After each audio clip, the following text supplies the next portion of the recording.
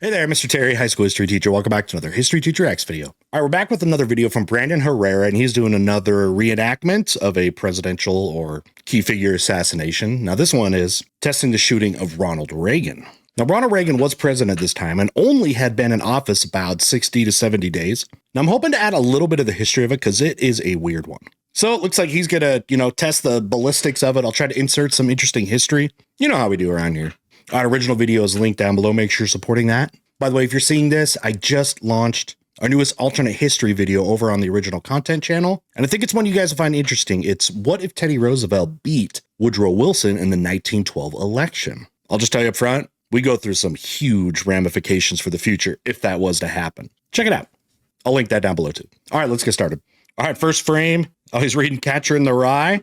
Infamously inspired the guy that shot John Lennon. But I don't know if it played a role in this one. We'll see. Ferb, I know what we're going to do today. U.S. President Ronald Reagan. So yeah, that was from from John Lennon's assassination. He was actually assassinated by a fan, technically.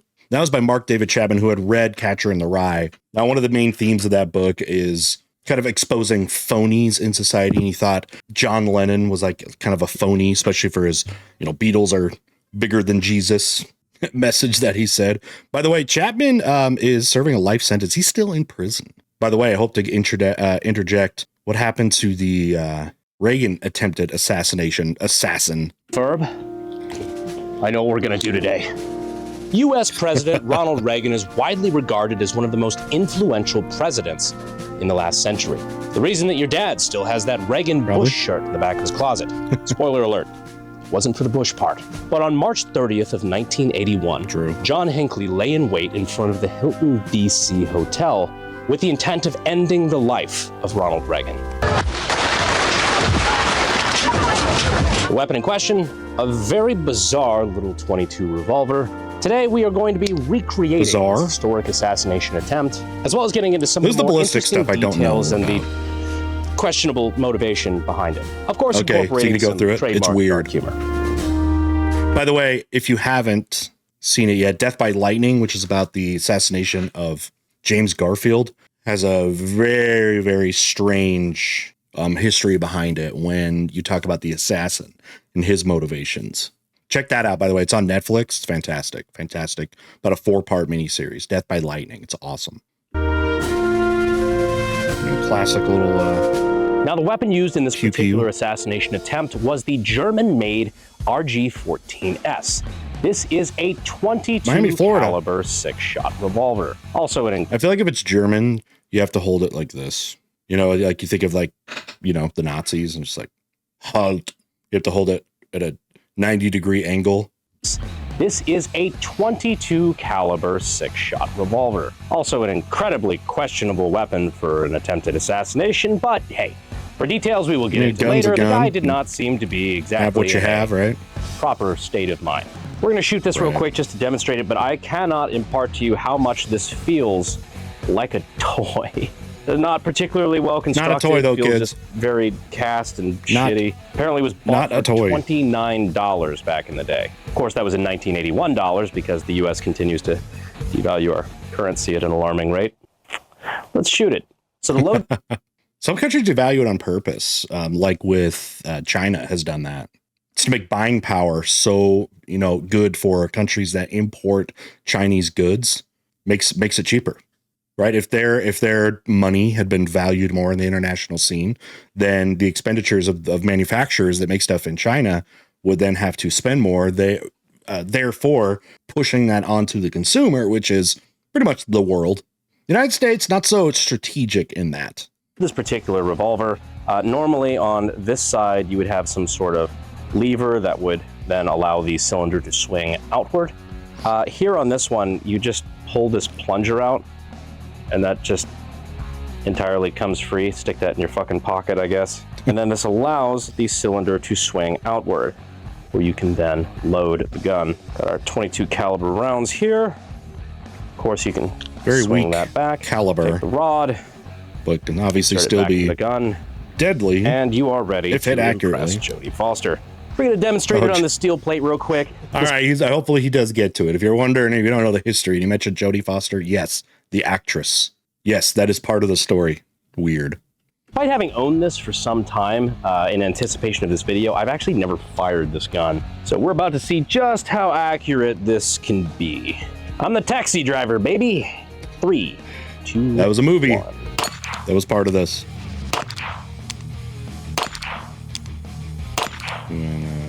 Outside, high, center. 3 out of 4, not too bad. Now, another thing that I have just now put together that makes a little bit of sense is that this rod can now be used since there's, no ejector of any kind. You got to pop them out yourself. This rod, I'm assuming, is to be used to plunge them out, to help punch out the empty casings. All right. Which actually, now that I look at it, makes a great deal of sense. Yeah. I love it when I figure shit out in real time while we're on camera. All right, guys, real quick, I'm interrupting myself because I have an announcement that I think is pretty cool. My buddy Nick, the Fat Electrician, is no longer special because yours truly has officially been added as a commander in World of Warships. Hang in there, guys. Help is on the way. Our boy. Suck on it, nerd. That's right. From he now got his until own December character? 31st, World of Warships is teaming up with me. I feel like, though, with Nick, though, he's so, iconic looking, Brandon, I mean, does he have as many of the standout features, that Nick has? Me in the game with custom voice lines and special bonuses. Enemy cruiser destroyed. And I will say they did let me have a little bit of fun with the voice lines. I had a good time. All right, we'll see how Warships. much of that they kept. Let me in on this. You guys have sponsored before. Allowed them. You guys have sponsored But new before. players can use the invite code AK Admiral. And that gives you a badass starter pack. I'll wear a hat. I'll wear whatever. And this is a nice touch. You also get the USS Texas with Lone Star Permaflage, AK Guy flag, 250 doubloons, 7 days of Premier Access, 1.5 million credits, and 1 port slot after 11 battles. You guys know me. All about that port slot. Now, if you're an existing player and you want to add me as a commander, don't worry, you can always just click the link down in the description and start the mission. Honestly, this was just kind of a cool collaboration, so I hope you guys enjoy it as well. I can't wait to go download it. See all the cool myself. American flag skins for the ships. Anyhow, check it out using the links in the description and in the pinned comments. It's pretty sick. Appreciate World of Warships. And of course, as always, if you ever wanted to get your start in gunsmithing and weapons technology, I recommend you check out sdi.edu. Links for that are again down in the description in the pinned comment. We appreciate them.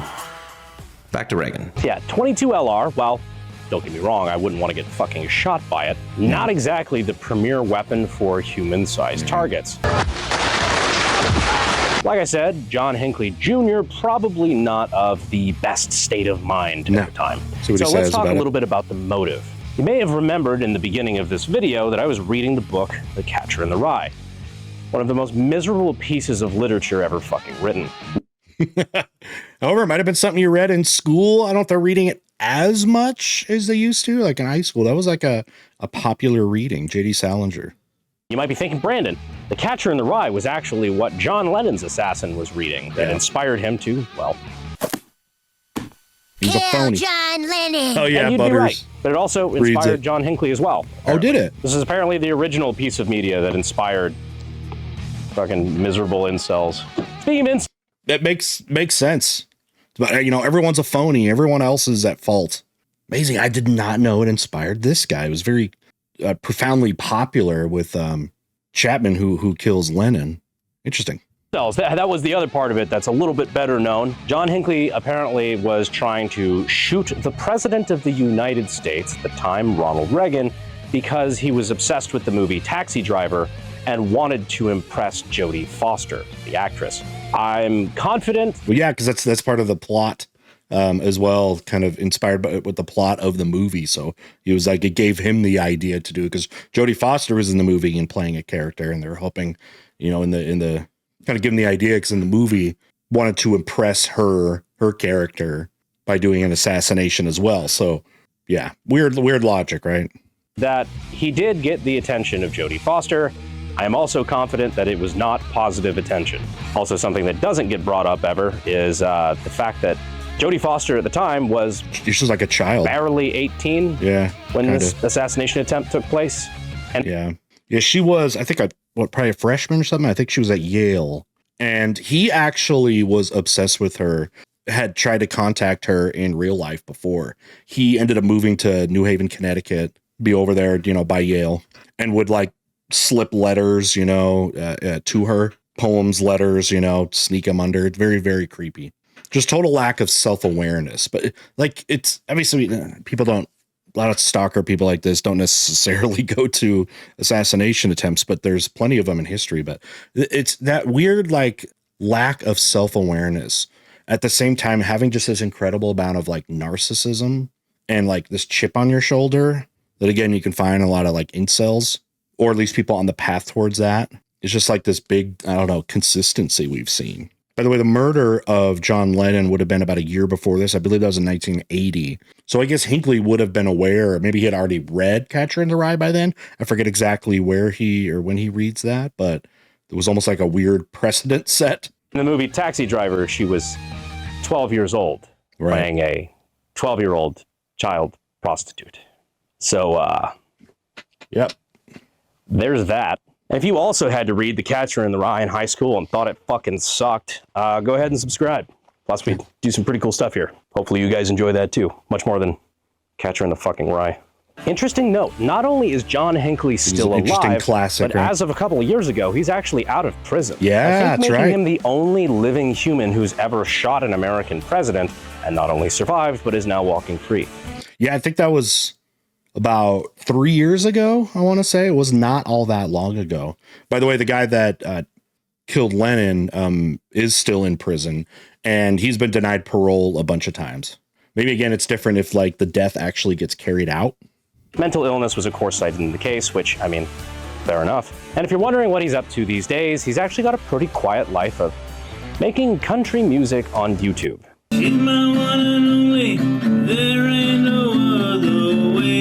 Which, okay, it's a weird world. The real crime here might be those glasses. Whoa. Y'all sub to his channel or something? And he's just putting it right on there. I am John Hinckley. People are gonna be like, I've heard that name before. What is that from? Say, don't worry, it's country. It's country music. Which, okay, it's a weird world, man. He was in prison for like 40 never did get that date years? with Jodie Foster. I mean, at least not yet. I guess there's still time. Anyhow, Mr. Gorbachev, set up that dummy. Sorry about this. That's got to be so weird for Jodie Foster. I've never heard her like statements or anything like that, but I would just never want to talk about it. You know what I mean? President. Now, another thing that's interesting and worth noting about this assassination attempt is that Reagan was not the only one that was hit. In fact, Hinckley fired all 6 rounds from this little revolver and hit a total of 4 people. Ronald Reagan, Tom Delahaney, Tim McCarthy, and James Brady. I think from what I remember, Reagan got hit off a ricochet, like off the car. So there was that limo behind him that like ricocheted off him. The most grievously wounded amongst them probably being James Brady, who was, of course, shot in the head. His wounds were so severe that media initially reported that he had been killed, to which his surgeon replied, "No one has informed me and the patient." Luckily, James Brady did survive, although 33 years later, when he died, it was deemed a homicide, potentially due to the connection with the gunshot wound he had suffered 33 years prior. Now, if the name Brady... delayed like that. Reagan's ended up going kind of in his left side, I believe, and was only, I think, about an inch or so away from his heart. It very much could have killed him. Just been a little bit off. I guess that's true about any shot, though. Let's see if I get a chance here to talk about what the effect of Reagan, almost being killed had on him and as a president and politically, because you can tie some interesting political developments to him surviving this. See if I can get a chance to naturally stick that in here. He hasn't sounded familiar yet. Let me fill in the pieces. Brady's wife would go on to lead the Brady Group, which is a gun violence prevention organization that would essentially spearhead several anti-gun bills over the years. In fact, the Brady Bill, as it's referred to, named after, of course, James Brady, is the reason why we have federal mandated background checks in this country and have since the early 90s. Yeah, so this assassination, okay, so good, he's getting into this. It did bring in a movement of gun control legislation, or at least speaking of it. Yes, this is going to pass and become why you have federal checks with this. Now, before the assassination, Reagan wasn't really supportive of something like that, but he did become a supporter after, his attempted murder. And it got support. It definitely was in response to this, probably would not have passed without this incident happening. Now, famously, people talk about, shootings and stuff like that today, but you haven't seen necessarily a lot of successful momentum, especially in a bipartisan fashion, at taking, any other type of steps to either limit or do background checks or just further what the laws are right now. Passed in 1993 and is the reason why, since then, every single firearm manufacturer, gun store, gun show, pawn shop, any place you can buy a firearm like that in this country, right, it is federally mandated that there is a background check done through the NICS system. Clinton will support this too afterwards. The next time a gun grabber comes to you and says, we need background checks, remind them that we've had them federally mandated in this country for over 30 fucking years. And that's technically in no small part due to this guy. Yeah. So with the documents that we have, we can tell that Reagan was actually shot in the left lung. By the way, somebody had told me before that these, mannequins or whatever that he uses are like incredibly expensive. Can one of you guys remind me what it is, like how much it is? I've seen the ones where he's tested like headshots and they got all the goo and stuff in them, but this one probably even more, right? Are these like thousands? Okay, yeah, left lung. It's too far from the heart. I don't know. Again, I heard something about it an inch away, but I don't know how much of that's true. I guess if it's going in towards the center, not straight on. Left lung. So he was hit in a rib, which then bounced down into the bottom of his left lung, puncturing his lung. A couple famous lines that came out of that as well, because of course Reagan being the great communicator and very, very well known for his witticisms. One of them being when his wife, Nancy, came to his side, of course, after being shot. Oh, did he say, should have ducked? Nancy, I forgot to duck. The other one he was known for, which was while he was being prepped for surgery to, again, remove the bullet. Hope you're a before Republican. Being put under for the surgery, told his surgeons, well, I hope you're all Republicans. Yeah. This guy was like I've the heard of country's that one. grandpa, man. All right, attempting to jump. So much of his charisma and being able to speak comes from, if you didn't know, he was a popular actor before he got into politics. Up the gun on a President Bush. It wasn't very far. 3, 2, 1. Wait, what?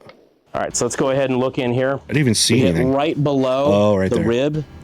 So you can see the blood starting to pour out a little bit here. And we see some blood pooling there at the bottom of his left lung, which... Okay, am I wrong about that? I just thought I'd remembered that his bullet came from a ricochet. You know what I mean? So it wouldn't have looked exactly like that angle. Correct me if I'm wrong on that one.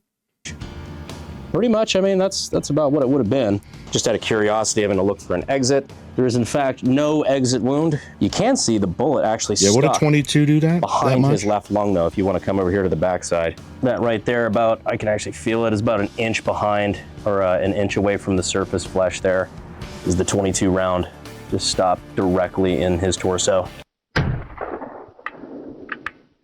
Now, another detail. So I think they removed the bullet. It wasn't actually know until I started doing research for this video, is that the 22 caliber round that went into Ronald Reagan's body wasn't a direct hit. Okay. It actually had skipped off of the hood of the presidential limousine. So it skipped off the metal hood and bounced into his rib, which then deflected into his lung. I think it was from the door. I don't have a... You can see the angle, like it's the car was like perpendicular to him.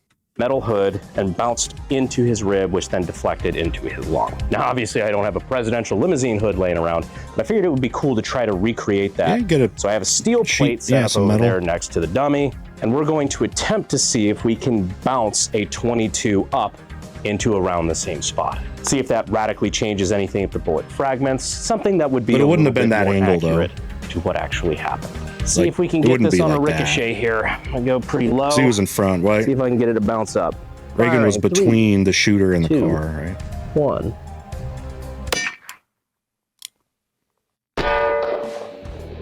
Where did it go? Oh, damn, that was actually probably the perfect shot. Check this out.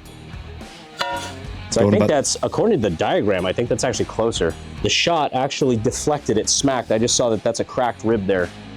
That smacked right there and then deflected down into the lung from the rib. Could not have aimed that better. I wish I could take credit for that being purposeful. I just wanted to get close. So right there, you could see where the ballistic gel actually got disrupted. Where it smacked the bottom side of that rib and went straight into the bottom of his lung. On the back side, there is no exit that I can see, which means it is actually lodged directly in the lung. Honestly, I thought there was a maybe 30% chance we could even replicate that shot. Never would have thought we would have nailed that on the first try. I'm glad the cameras are rolling because we couldn't do that again. Honestly, this is an assassination, or I guess assassination attempt is a better way to put it, that I find extremely interesting because it's an inherently political assassination. You're shooting a US president, but the motivations behind it were nothing to basically non-political. It had nothing to do with Reagan. It happened to do with the fact that he was a president. So for whatever weird reason, it was like, it would get the attention of Jodie Foster. Not necessarily that Jodie Foster was like against Ronald Reagan, because again, she was young and stuff like that, but it was the idea of making a name for yourself. So, you know, she would recognize your name. And obviously if you had said to the press or something that, yeah, like that was like a motivation for her, I don't know. And that's where you have this incredible weird lack of understanding other people's emotions, understanding what people think in your own like self-reflection, because in what world would then Jodie Foster, especially if she wasn't like anti-Reagan, going to be like, oh yeah, that's awesome. I love that guy. I'm so glad he did that. It makes no sense. Not if you actually understand people.